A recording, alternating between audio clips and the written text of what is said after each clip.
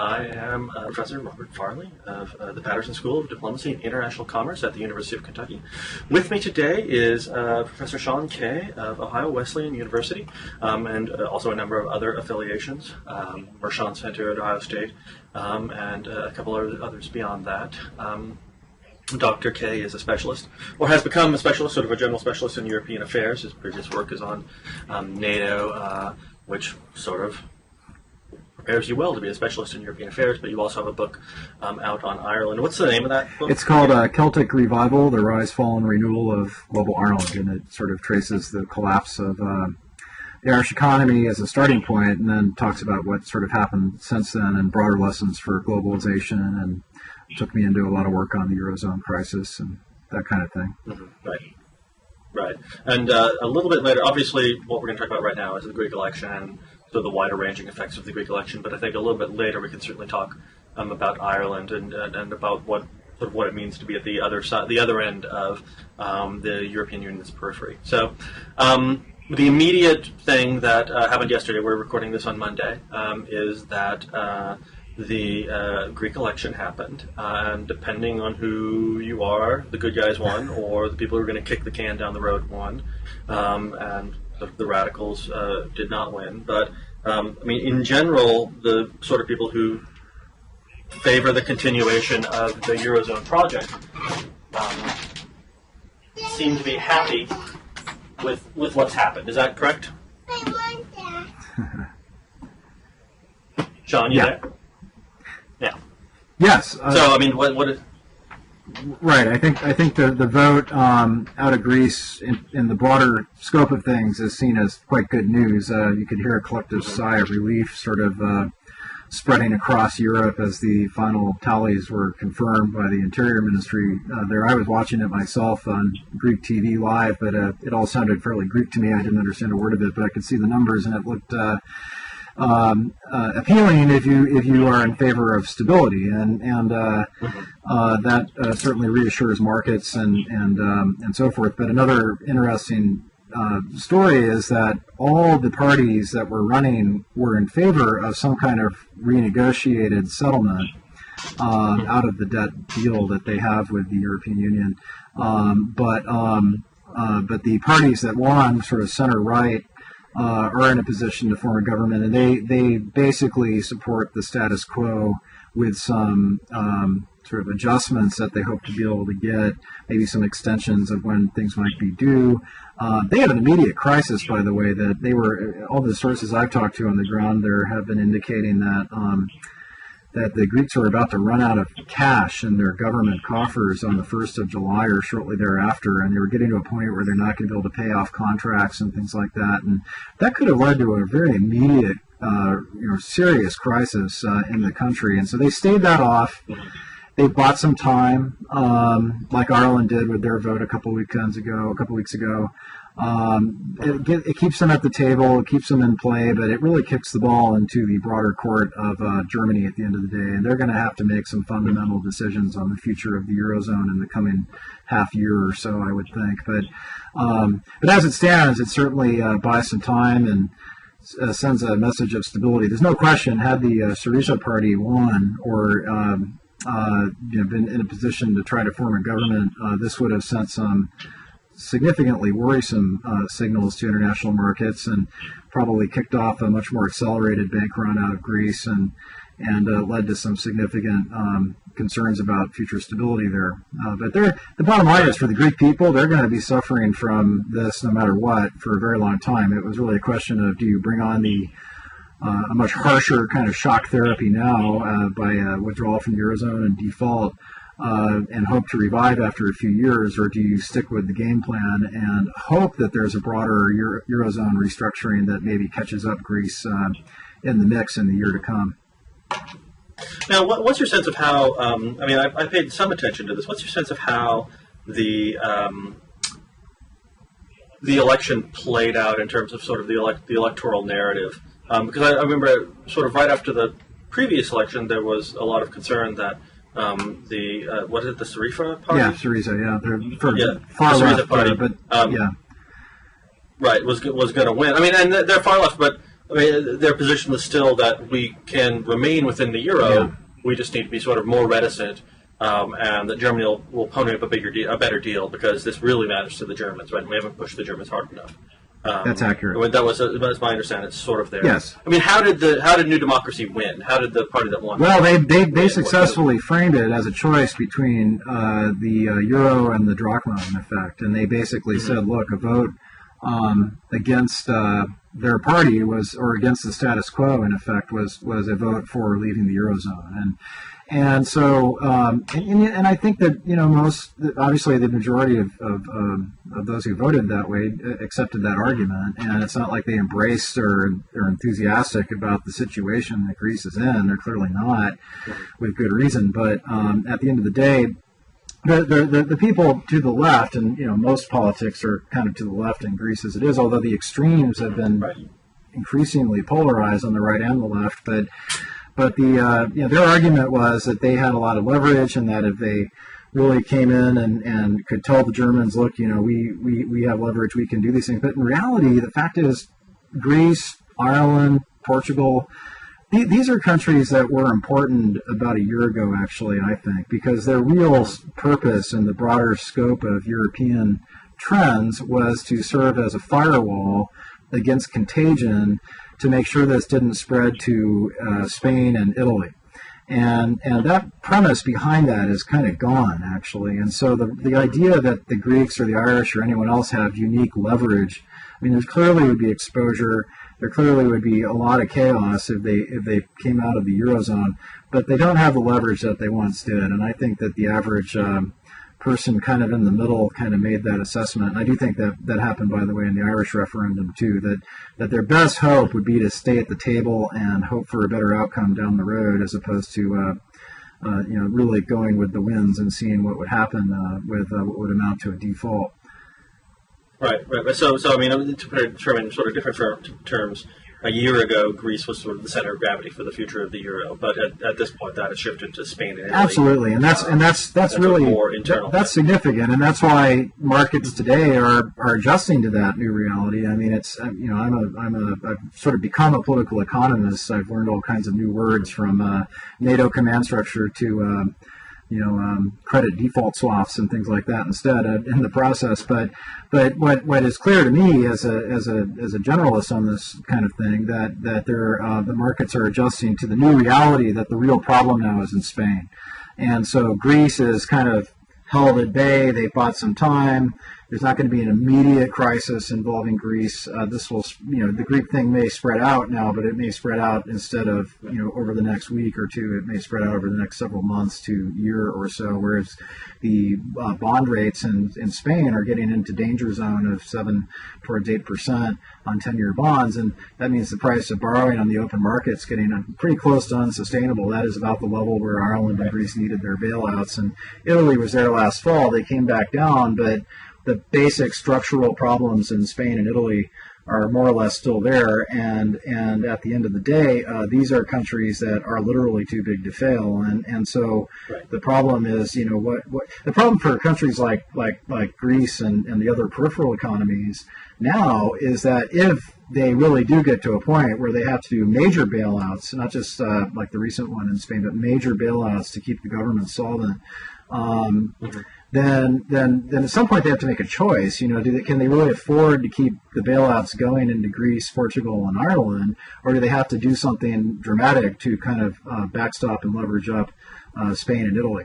And that would be the toughest choice of all. And that just also illustrates, I think, why these more peripheral countries have lost their leverage, because their main role, not that this is good for them or anything, it's horrible for them. They're on the receiving end of this, but that's why they got such high rates on their initial bailouts anyway, because their main role was actually to send messages to the Spanish and the Italians, get it together, or you're going to suffer real bad like these other people.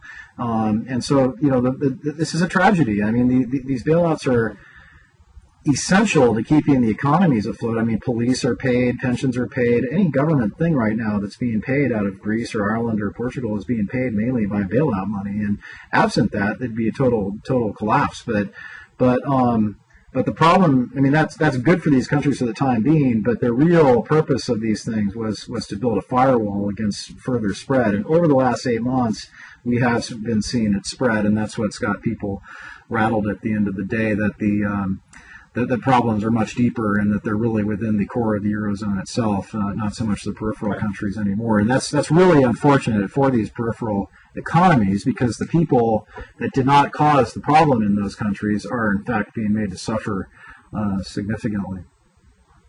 Right. So, the reason we call them peripheral is because, not only are they on the periphery, but they are quite a small percentage of the total economy. I mean, the percentage of the German economy that the Greek economy currently is quite small, tiny. Right? And so it really is just sort of a... But the exposure of a default is significant, mainly because of insured bonds that people are owed if they would default. And so that could get up pretty pricey, but they could probably take a hit of a Greece leaving, but it gets much more questionable when you start to talk about the Spanish or certainly the Italians is beyond measure. So that's where it really kind of rubber hits the road, and that's why effectively you see that the talk here is that the crisis has now moved beyond effectively these countries into Spain. So I mean, how does that? So then your argument was that, and it seems to make sense to me that sort of as the understanding of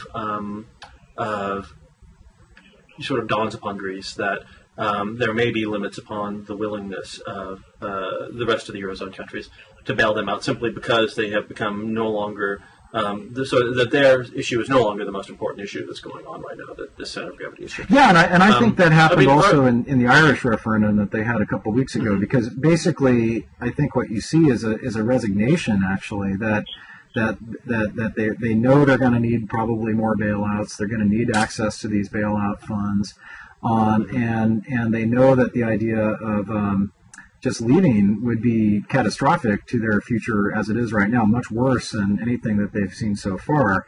There is an argument, an economic argument for doing that. Sort of a shock therapy, default, step back, float your work with your currency and hope that exports will drive your economy again, or in the case of Greece, maybe tourism, because things would get really cheap. But it would really hit rock bottom over a couple of years, and you'd have mass capital flight, and businesses. Right, which is the distinction. It would be really rough. Which is the distinction. Go ahead. Oh, sorry, go ahead. Well, I was going to say that this is... I was going to say that people bring up the Argentina example with Greece, right? But Greece, Argentina had a positive account deficit. I don't buy that. Sort of also has exports, and Greek.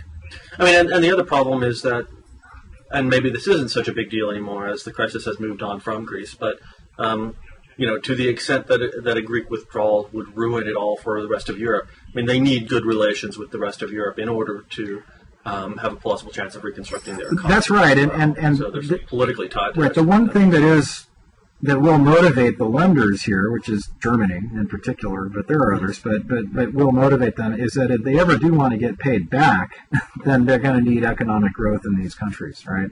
And so there is a serious need for these bailout architectures. Now that the theory of contagion has failed, actually, there is a real need, I think, to renegotiate the terms of these bailouts, because the economies are being driven down not just into recession, but beyond, into depression, and they're not going to be able to grow their way out of that. They clearly need to do these structural reforms, but they need bailout rates that are more like around 30 years and 2%. They need to be in a much longer structural dynamic. They do need some tweaking of these things. In Greece, the amount of young people that are unemployed, and it's the same in Ireland and Spain as well, they need some kind of stimulus to get them some infrastructure projects to get things going again. There's going to be a need for some degree of economic growth. And the problem for the Greeks is they don't really have a lot they can export. But tourism would be a big opportunity for them. It's a relatively small economy, and that's another reason why it's very good that they voted the way they did, because the tourism industry has been significantly hurt because a lot of people have been put off by some of the imagery of what they've seen going on. And I certainly have no hesitation whatsoever to go. I think it'll be a great time to be there. And if things are cheaper, then people will go there. But as I heard one analyst point out today, I believe it was a German on BBC, I forget his name, but he was making the point, look, it's cheaper right now if you're European to go take your vacation in Turkey. So, and hotel rates are twice as much in Greece as they are in Turkey. So until Turkey brings down its, basic costs further, they're not going to be competitive. And that's true in a wide range of elements within the economy. But right now they're having, manufacturers that distribute things to Greece are pulling out because they just don't think they're going to get paid. And, that needed to stop. And the election did put a halt to that for the time being, because at least they will be solvent for the foreseeable future. But whether Greece or Ireland can ever pay these things back or get to a point where they're able to borrow on the open markets again is highly dubious. And so if they can't, and they can't get a second bailout, then they're likely to look at default. And so that does create problems very much so for the people there. In the Argentina example, I actually think Ecuador is a more interesting case, and I see sort of Ireland and Greece like being Ecuador without oil, and when the oil boom went there, then the place started to really hurt again, and so they just keep having to go back again and again, and they can't get indigenous growth and indigenous job creation in these economies, and they're not going to be able to grow, and they're not going to be able to pay back, and if the Germans and others want them to be able to pay back these large loans, then they're going to have to give some loosening. They have to create Right. And I mean, and as I can't remember who said it, but somebody made the observation that no country ever actually really reduces its debt to GDP ratio by running budget surpluses and paying off its debt. Right? They reduce their debt to GDP ratio by having economic growth, and so that's one reason why the debt ratios are leaping out in countries like Greece. But they are, but to the people's credit, they voted. We have two examples now, votes where they've reaffirmed the plan, right? Ireland and Greece. And to people's credit, they know that this is taking a bitter pill. It's really hurting, right? But not only are they taking these cuts, significant cuts, and they have much more to do in terms of public sector wages, pensions, and so forth, but they're also increasing taxes, and so it's interesting to me when I think about what these European countries are doing in their context versus, say, our inability here in the United States to even have an adult conversation about whether we should raise taxes or not. They're doing it. These countries are doing it. They're raising fees. They are taking steps as societies that are very painful, and the people are really, really hurting, but they're doing it. And again, the tragedy is the people that are really hurting, like pensioners, children, anyone under the age of 17 that had nothing to do with the things that brought the countries to these things, or under even 25, are now going to carry the burden of this debt for the rest of their lives. And it's not their fault, and so at some point you got to think a little bit about investing in the future, and that requires investing in education, infrastructure, new opportunities for people to grow these economies in different ways. Right. So two thoughts on the point you just made. So the distinction between the United States and Europe on this question. The first is, and I think that J.W. Mason, who I think works at, I think might be just a graduate student. Anyway, he's a blogger. Well, there's never just a graduate student. All graduate students are good. Exactly. Every graduate student is a precious stuff. Exactly. Made an argument that we should essentially read, and we haven't talked about the ECB very much here, so maybe we could sort of get into this here, that the tight money policy, as it's being perceived of the European Central Bank, is essentially geared towards, this is not quite a conspiracy theory, but sort of more, this is what, if you were rational and held these views, you might do, is geared towards the end of effectively trying to break the social democratic state in Southern Europe, right? So to break the hold of the social democratic state and force this kind of structural reform, and that sort of any loosening of the money supply right now would, besides potentially being outside the rid of the ECB, would also sort of allow the Southern Europeans to escape without this sort of necessary. Yes. This pain is there and it has to happen, or at least the ECB believes it must happen. And so basically what we see is the ECB undertaking a political effort to, or sort of a technocratic effort to achieve a political end, which is the crushing of the social democratic state. Well, I think there's several elements to that. I think your characterization of the perception is accurate. Certainly the outcomes support it. I mean, that is what they're imposing as criteria for the bailouts. However, even if they didn't have the bailouts, these economies would have to do these things anyway, because they were, in terms of their annual budgets, just way off the charts. And one can run deficits, but at the end of the day, if you're not growing at the same time and catching up, then you're going to end up with big imbalances, and you're going to have to make cuts. And so the argument for the bailouts is that they're doing these cuts in a rational, stable way, as opposed to overnight crisis, that kind of thing. The other thing I think that you also hear people on these peripheral countries say frequently, and I think they have a lot of truth to this, is that when they come in and bail out those banks, what they're really doing is protecting their own existing exposure to losses in these banks. Because a lot of these banks got so especially in the Irish case, they got so intertwined, and German banks in particular were lending to these really badly managed and really horrifically capitalized banks like Anglo-Irish Bank in Ireland. They were letting the money go in terms of credit, and that there was nobody saying no, don't do this at the time. This is back over the last decade or so. So there's a lot of exposure. There's a lot of American exposure to these banks, and especially to insured promissory notes if there's losses, so.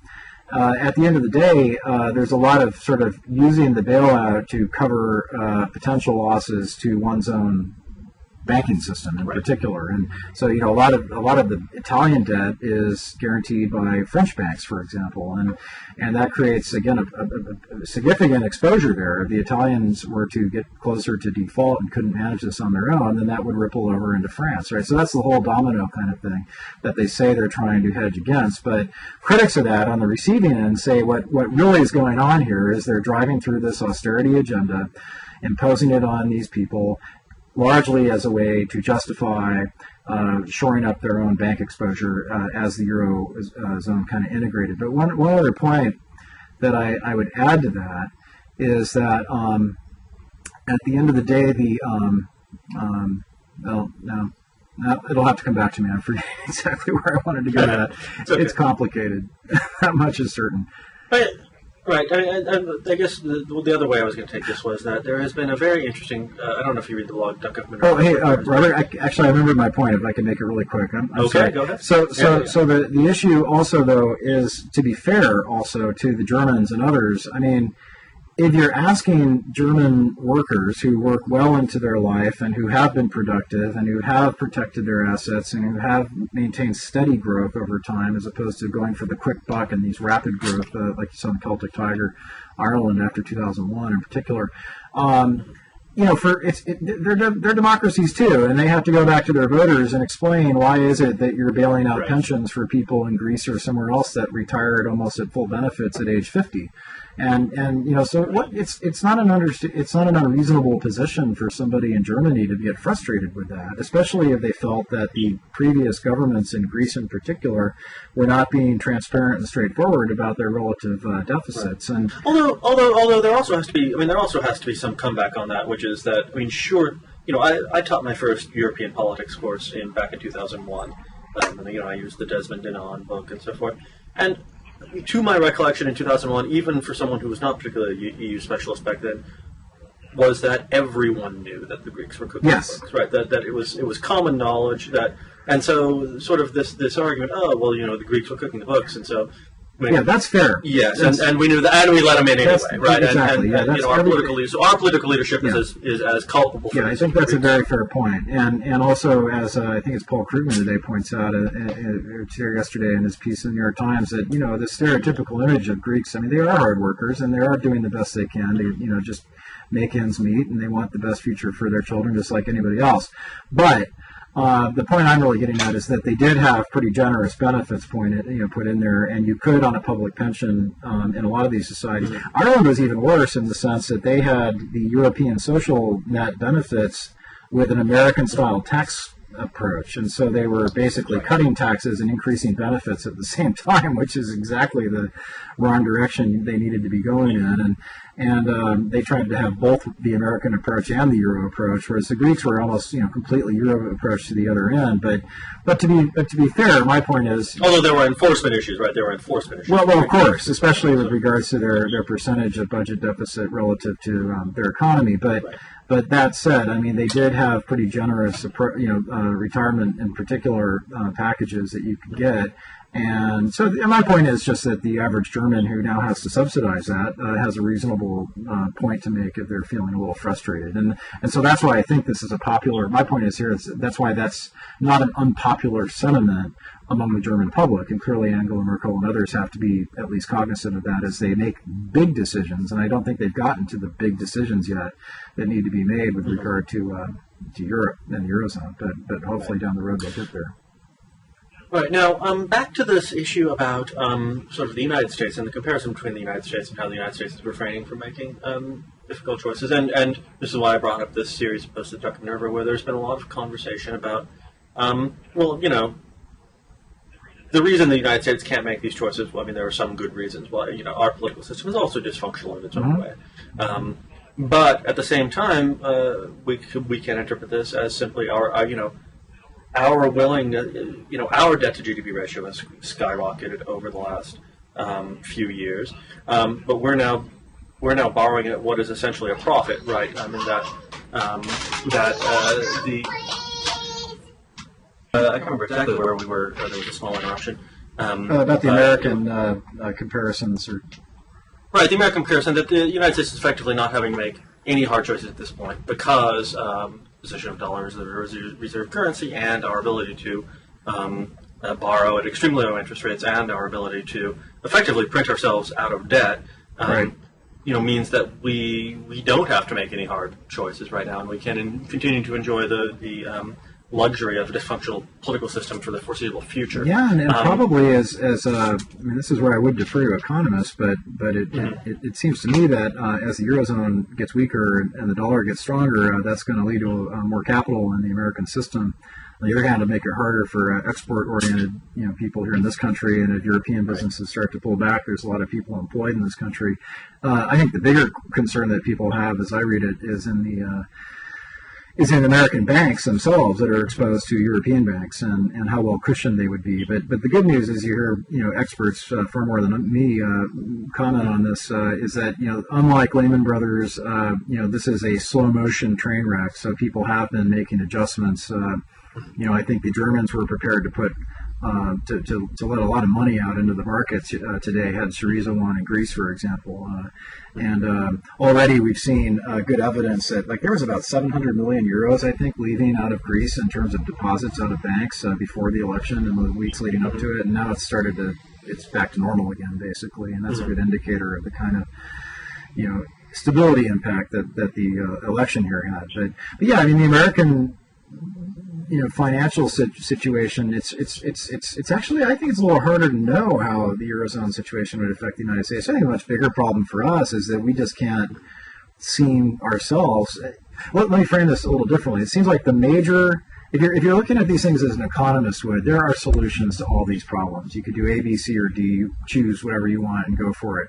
But the problem is that these are really better suited for political economists, I think, because the solutions are there, but the politics are making it impossible, whether it be Germany unwilling to make the big choices on the Eurozone, whether it be to move money out to the periphery with Eurobonds and make it cheaper to borrow and sustain the Eurozone over time, or make it a smaller Eurozone and make it more cohesive and tighter without other countries in it. Or the United States, we could, we're just not willing to have the serious discussion about major cuts in defense spending or increases in taxes or social entitlement reforms. I mean, so those are all things we can do that would make us in a much more sound footing for the future, but instead we get hung up on extraordinarily divisive politics. It makes you want to just turn off the TV at times, especially last summer when they were having the debates over whether to extend the debt ceiling or not, which is just embarrassing.